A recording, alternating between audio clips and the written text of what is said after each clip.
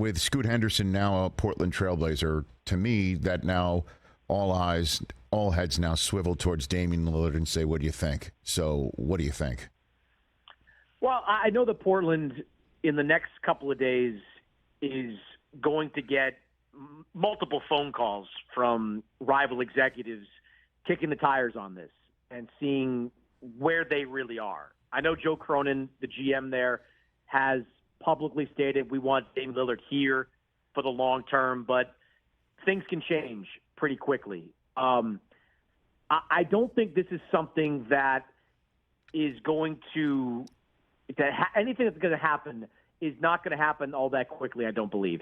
Damian Lillard has said he wants to see what the Blazers can do to build a contender before the start of next season. We haven't even gotten to the start of the official free agency.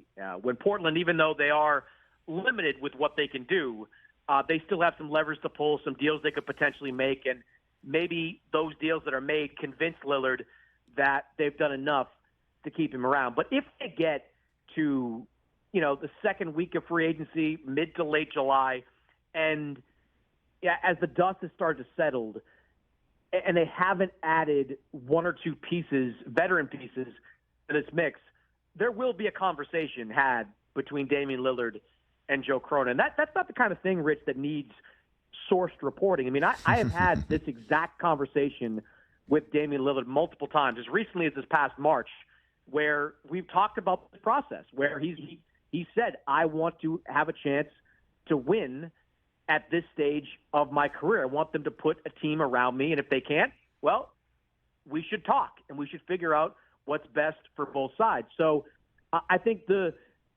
if you're looking for indications that Damian Lillard could be gone, you got the first one on draft night when the Blazers took Scoot Henderson, who's a phenomenal talent, who I don't think any GM would have passed on in that situation.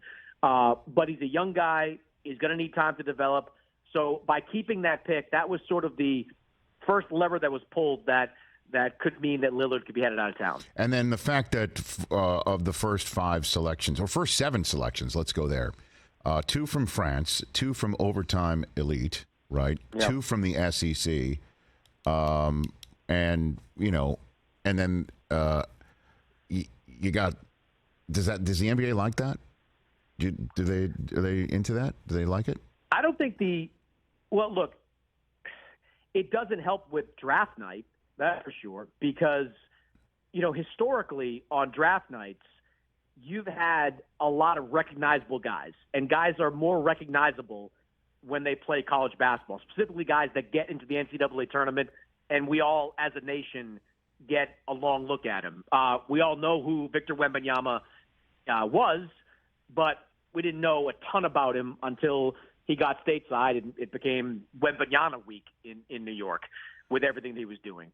People knew who Scoot Henderson was, but I don't know too many people that were watching G League Ignite games on the regular last year. Same with Overtime Elite games on the regular. So it's not great for coverage of draft night, the interest surrounding the draft, but is it good for the NBA? Yeah, because, look, they want to build the G League Ignite into a formidable presence, one that can entice those college players or those would-be college players to go pro, where they can get NBA-level skills and be more ready to play when they get to the NBA. Overtime Elite, while not affiliated with the NBA, has basically, that same concept, NBA preparation over the course of 1 year. So it's not great for days like Thursday, but if these players are more prepared to step in and play right away, and if they're better players for it, I think that's overall good for the NBA. Catch the Rich Eisen Show every single day on the Roku channel, 12 to 3 Eastern, for free.